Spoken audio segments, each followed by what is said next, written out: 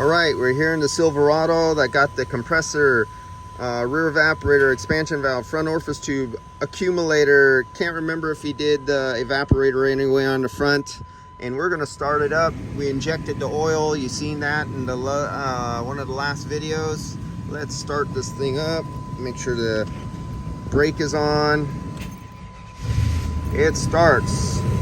And I hope we have AC. I don't see buttons here. Why don't I see?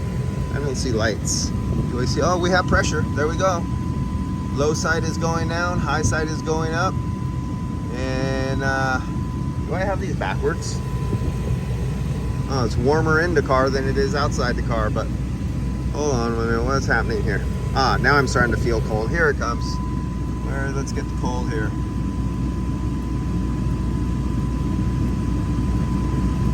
Why does it feel like that's green or blue? It's blue. That's no 71 degrees. Something is wrong. I must be, oh, I think I have my other sensors on in the car and it's picking up the other sensors. We got almost frost here, it looks like.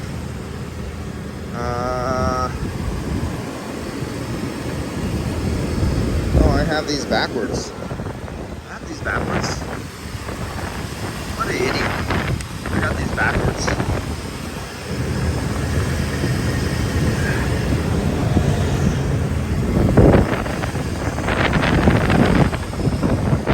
Okay. There we go. Now we're not backwards. There we go. 31 degrees. So our temperature at that point, I can't take the temperature of the evaporator. I'm supposed to be on the other side of the accumulator, because there's no place for me to grab on right here because it's too close to the sheet metal. There's a big nut right here. So I'm actually cooler on this side most likely. But at that point, it's 29 degrees, dropping back into the evaporator.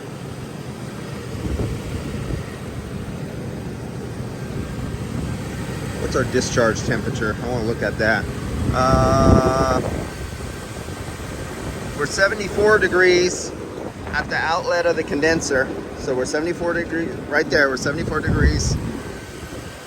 24 degrees subcooling.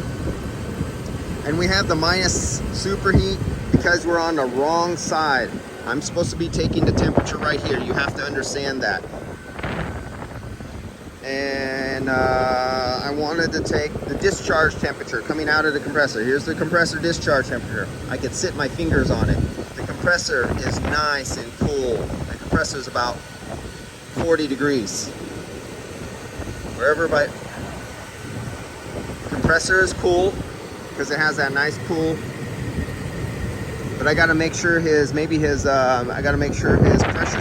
broken. Looks like he used the old pressure switch. I wonder why he didn't get a new pressure switch. There might be something wrong with that pressure switch. It should be, oh no, it's not down enough yet. When it gets down to about 21, it should cut out. Let's see, let me close all the doors and windows. Let me make sure the rear is open. I think the rear is not on. Rear is off. That's why we're getting frozen up there. So now I just turned the rear on. That'll add a load to the evaporator, and then that freezing you see will go away. So let's get over, make sure I feel something. There we go. So the rear, make sure they're fully open. You want them fully straight and open so they can move as much air as possible. It's all the way on. It was all the way on up there. That supersedes. It's over there. The intake is over there. The evaporator and heater core and everything is right inside there, and it goes up ducting up in here, and it comes and it feeds the air across here.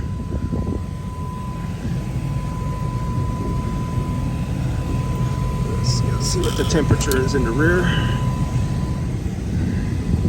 Oh, it doesn't fit in this one. I need my little pin one.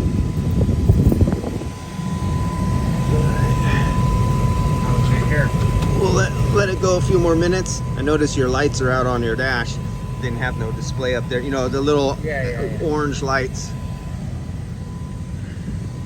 Okay, we'll let this go for a few more minutes.